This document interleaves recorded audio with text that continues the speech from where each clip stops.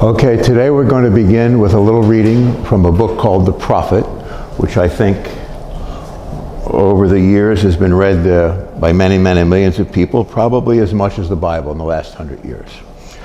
And it will give us a little introduction to the class, which is about what really happens in a spiritual life.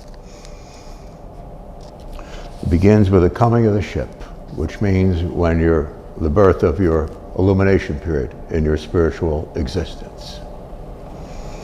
Al-Mustafa, the chosen and the beloved, who was at dawn unto his own day, had waited 12 years in the city of Orphalese for his ship that was to return and bear him back to the isle of his birth. And the 12th year, on the 7th day of Elul, the month of reaping, he climbed the hill without the city walls and looked seaward, and he beheld his ship coming with the mist. Then the gates of his heart were flung open, and his joy flew far over the sea, and he closed his eyes and prayed in the silences of his soul. But as he descended the hill, a sadness came upon him, and he thought in his heart, how shall I go in peace and without sorrow? Nay, not without a wound in the spirit shall I leave this city. In other words, leave the world, the mortal world. When you're touched of God, you have this experience of nirvana, illumination. You're transcendent of everything, and the world becomes like dust. But you still care and you love because you left so many parts of your heart scattered so many different places. You can leave an apartment that you were in 9 years and nothing good happened, but you absolutely missed it because your heart was longing and reaching. Nay, not without a wound in the spirit shall I leave this city. Long were the days of pain I have spent within its walls, and long were the nights of aloneness. And who can depart from his pain or his aloneness without regret? Too many fragments of the spirit have I scattered in these streets, and too many are the children of my longing that walk naked among these hills. And I cannot withdraw from them without a burden and an ache. It is not a garment I cast off this day, but a skin that I tear with my own hands. Nor is it a thought I leave behind me, but a heart made sweet with hunger and with thirst. Yet I cannot tarry longer. When you feel this power of God in your initial period of illumination, spirituality, it's so enormous. You can't speak, you can't think, you can't feel because you're not here. In all the Eastern traditions, they say the world is an illusion. And that's the literal God's truth. When you read all the experiences of the great saints and so forth, and seers are so enormous, but you really find what happened in their human life, how hard it was. That's the hardship, because you can't relate to anyone anymore. How can you tell people that God and you are the same person? But to become this, you have to become nothing. You're nobody. And that's how you see God, because God is nobody. Though God is infinite presence, and God is God. But the entranceway is to become a better person, not to seek illumination for your happiness, but because your mom's in pain, because someone you love, those you love, are in pain. You seek illumination, spirituality, God consciousness for those you love. And the initial stages of enlightenment, you see that the world is the problem itself. The world actually is the encasement of hell. It doesn't mean it's hell and you're afraid of it. It means you're erudite, you're kind, you're gentle, you're aware of it, and the dark beings will be coming at you, and you don't care. And it's not easy. Contact with people in the world is not easy, but when you're alone in the woods, it's utter happiness. You read Emerson, Thoreau, Gibran, William James, the Psychology of Religion, and so on and so forth, Cosmic Consciousness, Dr. Richard Buck. There are hundreds and hundreds of other works that cover these enormous experiences, and how, yes, you walk into nature and it's nature's God. You find God because beauty is the entranceway. This is why Michelangelo or Gibran himself, he was very close to Rodin. I used to go to his statues in Philadelphia Art Museum 60 years ago, I guess, in Philadelphia, more than that. And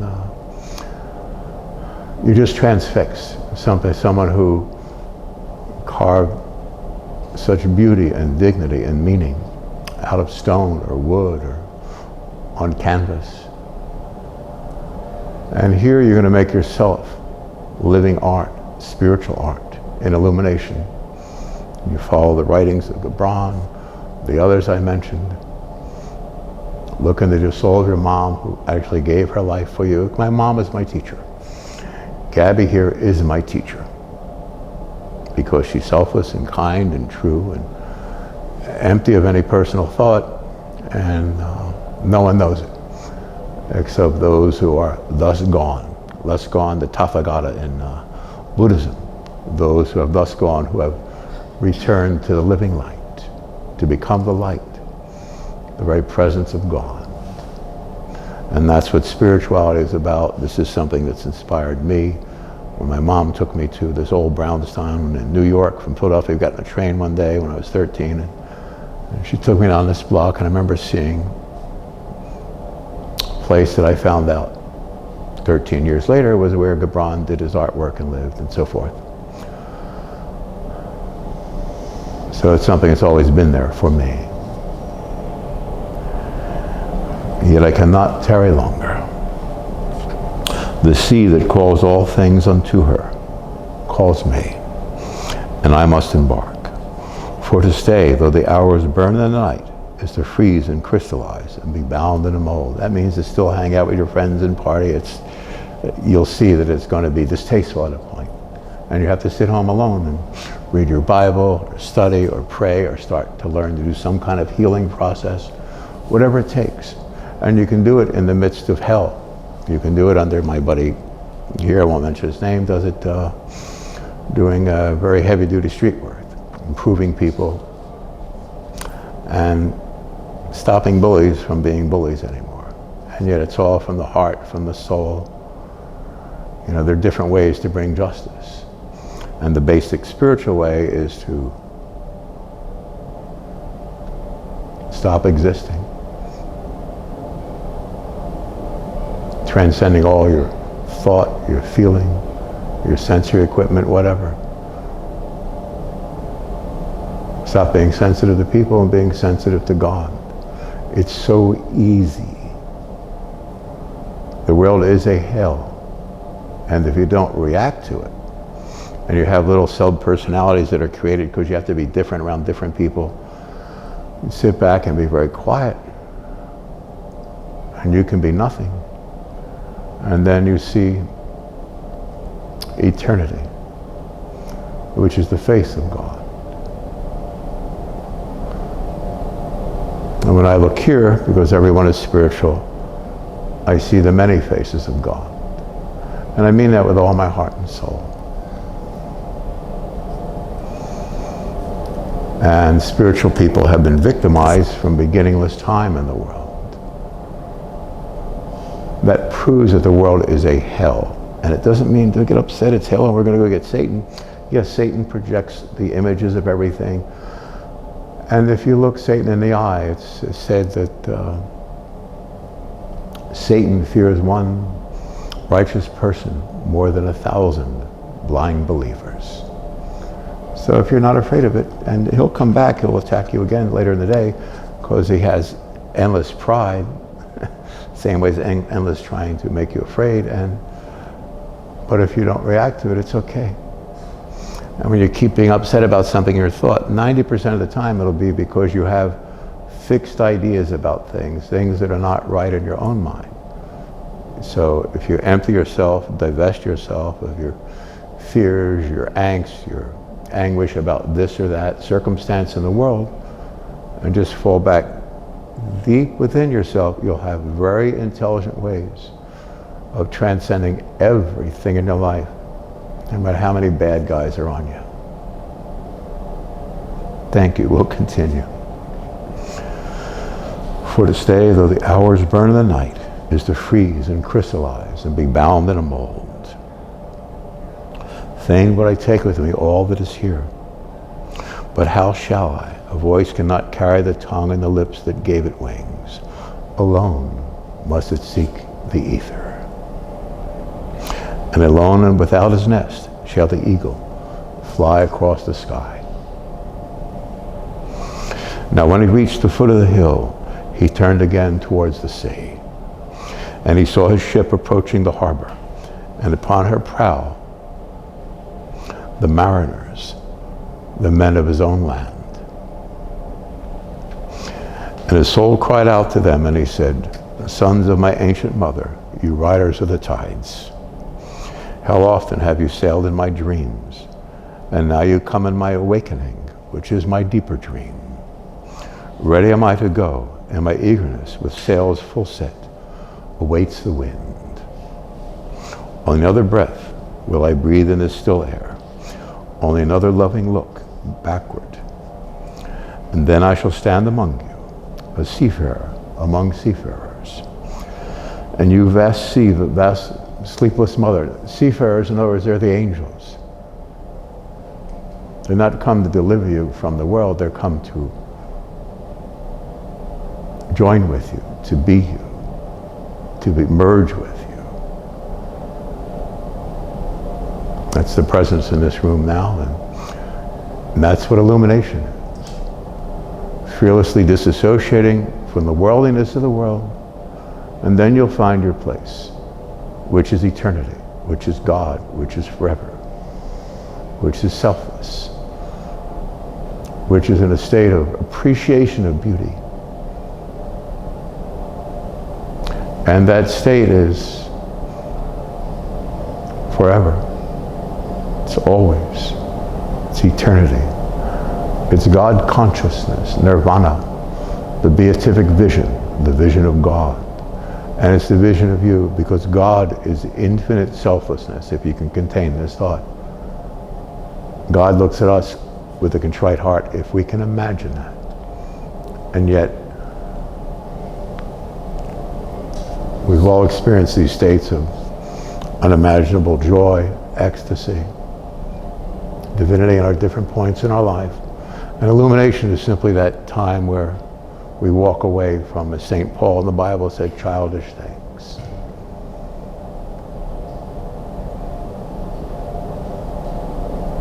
There are no more blurred lines in our vision. I have no blurred lines in my vision. I know what's right and wrong. I'm speaking as one of many, many, many, many millions of spiritual people who are never heard or understood, because everything in the world is busy being the world being busy. And when you sit back quietly and realize there is a God, and you're here for a purpose, and you gave up divinity to be here, then you'll be happy forevermore. Again, there's nothing to be afraid of. These are very dark times throughout the world. There's 8 billion people.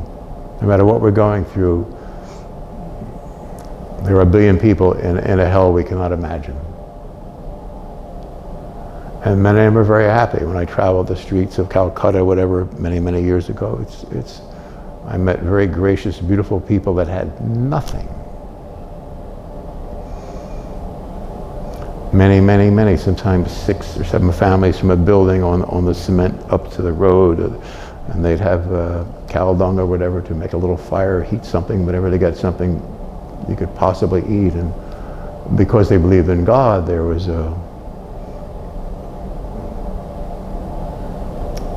you can't explain it, they were happier than people in the town I live in now, and who haven't missed a meal. So the point is that this state of illumination has always been there, and it's always yours. And if you're spiritual today and you're hearing this, you've given up divinity to be here in this madness. God did not create this insanity. And when you're quiet and you step back and realize that, you realize all that you went through, and you did it purposely to understand how to communicate people that are trapped in the world. And now you can use those tools to communicate and help relieve them of their conditions. their conditioning. Thank you.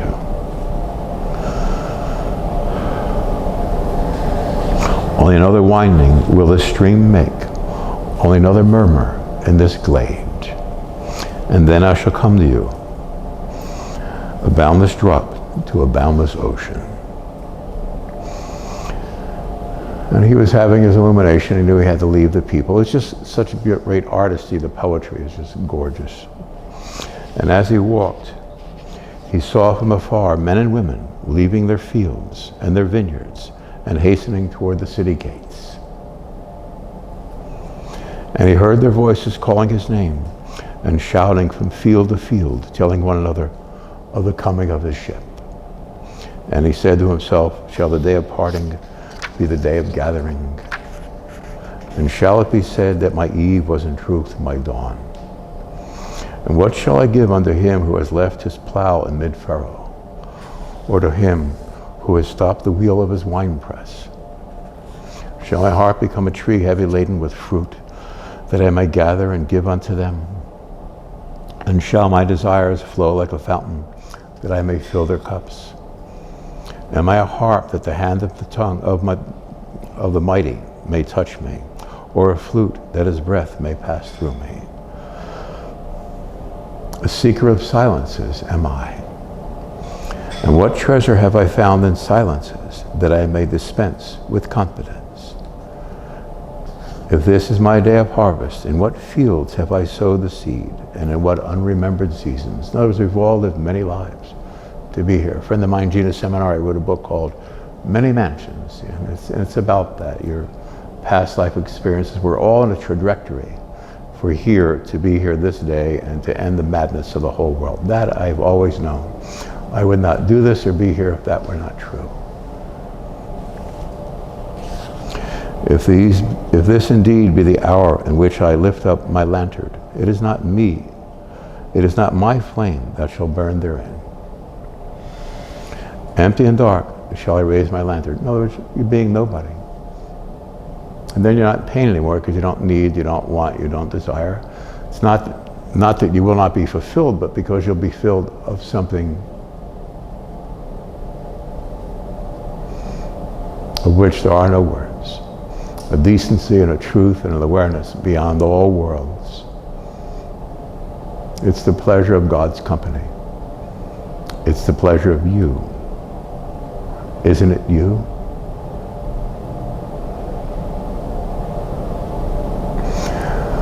The point again of the way the martyrs are treated and so forth, it's not meant to be. What's that say about this world?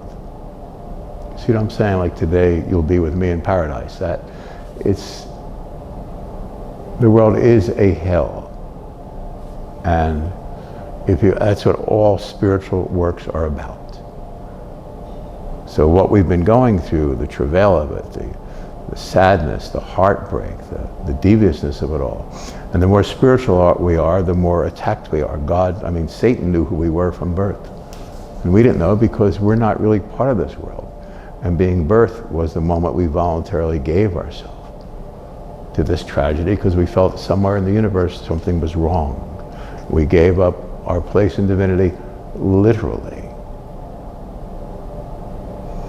So you're a wonderful, remarkable soul if you're spiritual in the world today.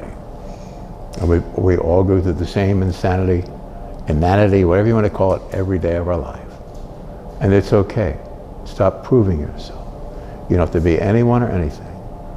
And God will fill our cup. And we're here to teach.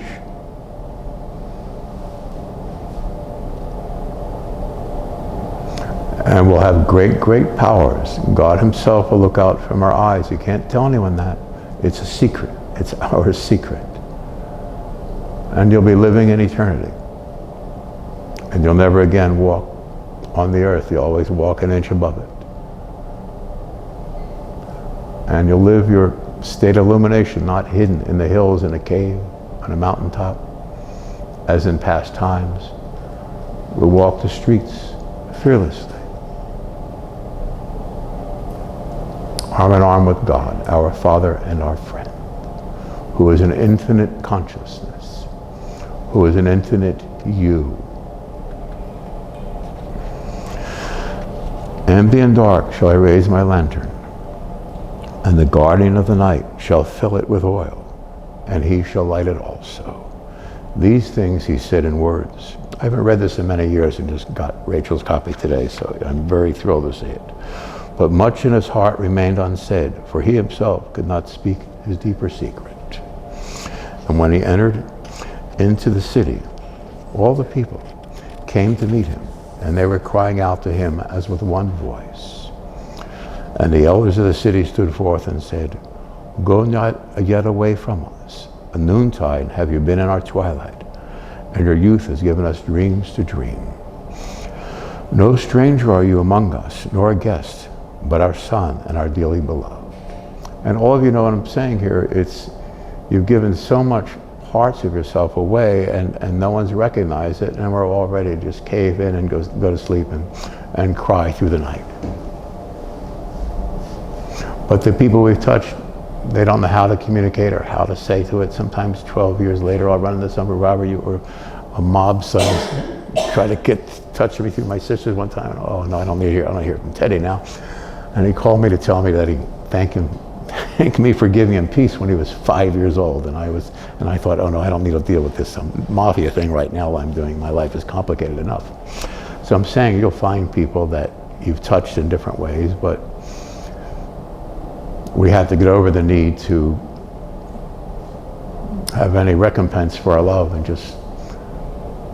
if we do that, drift away from it, we'll come to a higher place and we'll become cleaner and softer and kinder and more humble, like Gabby brought into my life. And there are people like that are so contrite, so decent underneath, and they touch you, and that's God's touching all of us with our humility. And so that's what we're waiting for. We want to meet that. And it doesn't matter about the everyday person, we'll do what we can. And we're seeing God in each other's hearts. And that should fulfill us, not in a religious way, in a spiritual way, a permanent way, a mystical way. The whole point is to actually experience the unimaginable joy of God's direct presence. And then we're teachers and instruments of the divine. And then there are no questions, there are only answers. And you don't have to go to school, you don't have to study, you don't have to read or write. It will come through you moment to moment to moment to moment. Like my friend Tim would say, the Holy Ghost would fill you that very hour with what needs to be said. You don't have to, I can make a speech anywhere in the world about anything. Excuse me for saying this, but I'm speaking on behalf of all spiritual people. It just comes to you. You don't have to read, you don't have to write, you don't have to anything. Once you're in this state of illumination, there's just God. And it's quite wonderful. And the sadness is that you're alone. But if you understand that, you're not alone. And you keep giving of yourself, and your best friends won't help you or acknowledge it or know they should thank you. And people never listen to you because people don't know how to quiet their mind. My mind is empty. Not because I'm special, not because I'm decent, not because I'm intelligent, but because I love God. So I'm not interested in the day-to-day. I'm interested in God. And everyone here has the same quality, and it's a matter of transferring our psychological understanding of what we are and realizing we're not part of the everyday. It's been called the material dream, the way of all flesh, the white picket fence and having your life. Well, that's not going to help anyone spiritually. For you to be happy or satisfied. I have a lot of friends that think God is there to make them happy, or experience illuminations to be, I'll be happy. No. Become a better person, become more humble. Give yourself away, give yourself away. When you discover God, you'll see God gives God's self away. And having been one of millions who have experienced this, whatever states of consciousness are, you'll be an infinite, endless Godscape of unimaginable, infinite realms of happiness and fulfillment and decency. It's so interesting. It has nothing to do with the everyday life we've ever known. It transcends love itself. It's the other end of the rainbow. That's why it's called God consciousness. And God calls it you.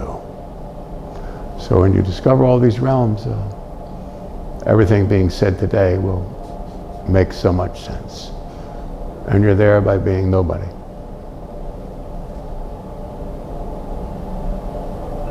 And that's okay. And that's what gives the strength to a great artist to be a great artist. For Rachel to be a great saintly woman in the middle of a hell and be happy. That makes me nuts. And of course my teacher Ingrid, who was the toughest girl I ever met and the sweetest. And I will continue. I embarrassed her, which is impossible because she's tougher than my shot put friend. And others came also and entreated him, but he answered them not. He only bent his head, and those who stood near saw tears falling upon his breast. And he and the people proceeded towards the gate, towards the great square before the temple. And there came out of the sanctuary a woman whose name was Almitra, and she was a seeress. And he looked upon her with exceeding tenderness, for it was she who had first sought and believed in him, when he had been but a day in their city. And she hailed him, saying, Prophet of God, in quest of the uttermost. Long have you searched the distances for your ship, and now your ship has come, and you must needs go. Deep is your longing for the land of your memories, and the dwelling place of your greater desires. And our love would not bind you, nor our needs hold you. Yet this we ask ere you leave us, that you speak to us and give us of your truth. And we will give it unto our children, and they unto their children, and it shall not perish. In your aloneness you have watched with our days, and in your wakefulness you have listened to the weeping and the laughter of our sleep. Now therefore disclose us to ourselves, and tell us all that has been shown you of that which is between birth and death. And he answered, People of Orphalese, of what can I speak, save of that which is even now moving within your souls? Then Almitra said, Speak to us of love. And he raised his head and looked upon them, and looked upon the people, and there fell a stillness upon them. And with a great voice he said, When love beckons you, follow him. Though his ways are steep and hard, or is God consciousness, when God beckons you, you're going to have to give up everything. And there's nothing to it. But at first it seems, well, there's nothing to do, nothing to want, there's nothing to think or feel or understand or see or perceive. Perception itself, breathing, is a temptation. And as soon as you get that, this goes up like a little soap bubble floating in before the sink, and it's just, it's called enlightenment. Nirvikalpa Samadhi, it's God consciousness. Again, it's called you. It's a very human experience, illumination. And when his wings enfold you, yield to him. You're not being controlled, you're being loved. Though the sword hidden among his pinions may wound you, and that means give everything up. And cry for those that are in pain in the world. That's the sword hidden among his pinions. You have to reach out. There are 8 billion people. We have to help every one of them. Now.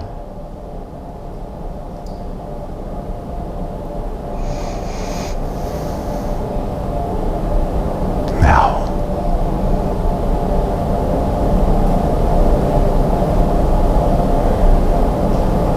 It's not a movement.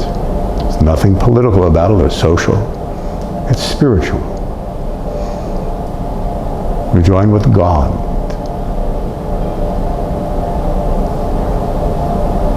Thousands of monks on hilltops everywhere. The wind blows to our mind There is one mind. It's God consciousness. We're the same person. Everyone in this room, every spiritual person in the world. This world is heaven. There is no world. That's the temptation it's always been. You'll find it in different passages from Jesus Christ to Virginia Woolf.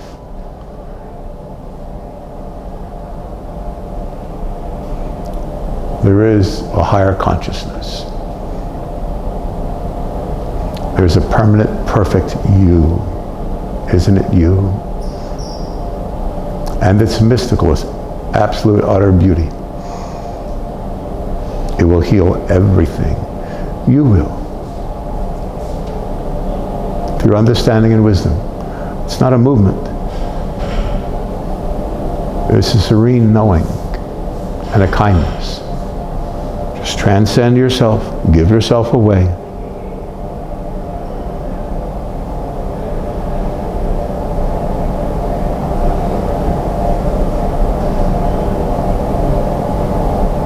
And the rest will follow. You'll have visitations around the clock by what they call angels. I've always called the teachers. They'll be with you forever. They've been with you. You are God's heroes. You're the heroes in heaven to be here. This is the front line of a war against hell, which is a war in consciousness. Infinite heavens, this world seems to be, and as soon as you let go of it, puff, again, that little soap bubble. It's gone. It's called illumination, enlightenment, nirvana, God consciousness, Christ consciousness, whatever you want. It's just one God. Hear, O Israel, the Lord God is one.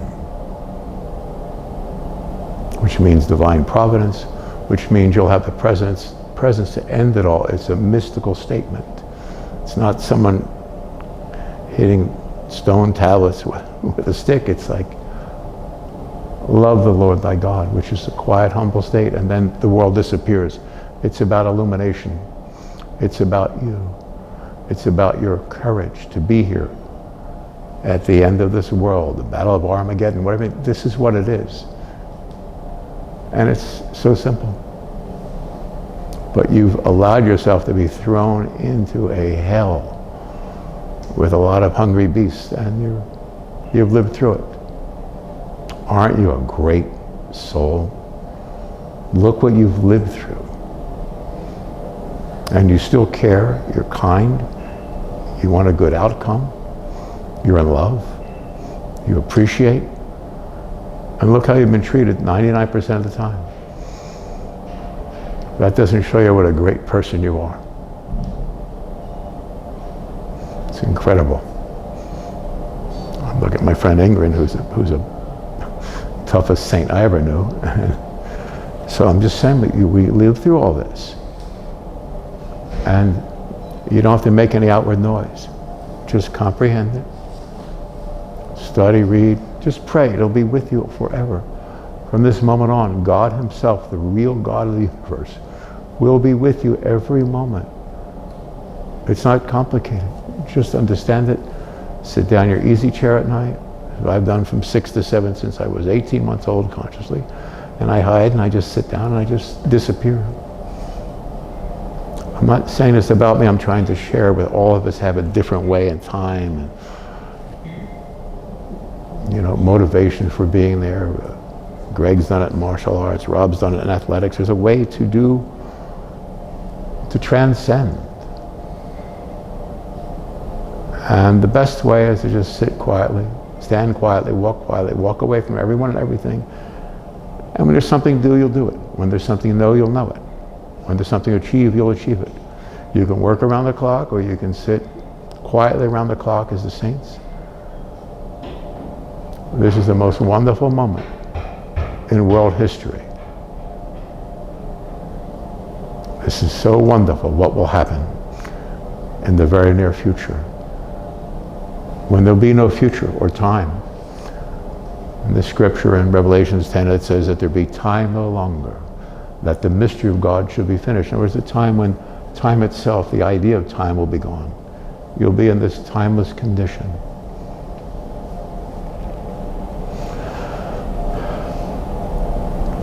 And when he speaks to you, believe in him. Though his voice may shadow your dreams as the north wind lays waste the garden. For even as love crowns you, so shall he crucify you. Even as he is for your growth, so is he for your pruning. Even as he ascends to your height and caresses your tenderest branches that quiver in the sun, so shall he descend to your roots and shake them in their clinging to the earth. Like sheaves of corn, he gathers you unto himself. He threshes you to make you naked. He sifts you to free you from your husks. He grinds you to whiteness. You can see the beauty in this because it's painful what we're going through. This is painful. But if you have this exquisite comprehension of God, there'll be an ecstasy interfused with all of it all day, around the clock, through this short period, when we fold up the whole thing like an old moth-bitten blanket. In other words, the whole world, the consciousness of the world. I have so many friends here, all my buddies I've lost in serious circumstances and so forth, and they're always with me, and I'm always with them, and and they'll laugh at me for being in this strange circumstance, because if you're part of infinity, it's all this stuff that is so rudimentary, except in this world system, is laughable. But it's not laughable because decent people are in pain. That's why we become illuminated. And we demand answers from God. And if we understand who God is,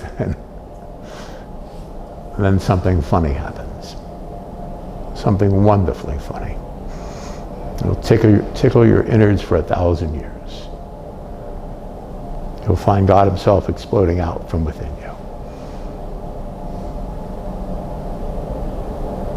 That's your birthday. Not the day you were born here, but the day you were illumined. And the day you were illumined, it simply reminds you of who you've always been through eternity.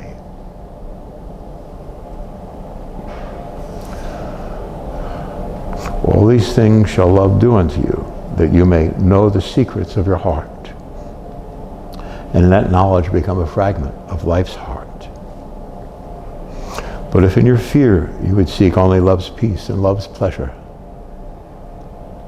then it is better for you that you cover your nakedness and pass out of love's threshing floor into the seasonless world, where you shall laugh, but not all of your laughter, and weep, but not all of your tears. And this is for people who are not, they enjoy the pleasure of God's company, but don't live it.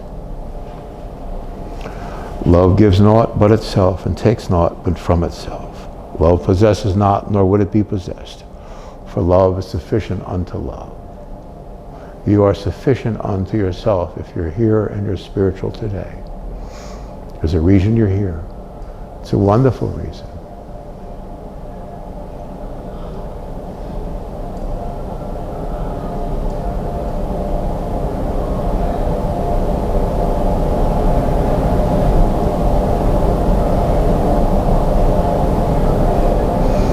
It's not about words or thoughts, but a consciousness infused with a divine ecstasy, simplicity, and awareness, from which you can peer out into infinity. You'll find God himself in your heart. You are a ray of God's heart in the world. You're not a person, you're not embodied, you're not encircled, you're not even at war. You're at peace, everlasting. Know this, carry it with you. Don't let anyone touch it. Just give it away and give it away and give it away.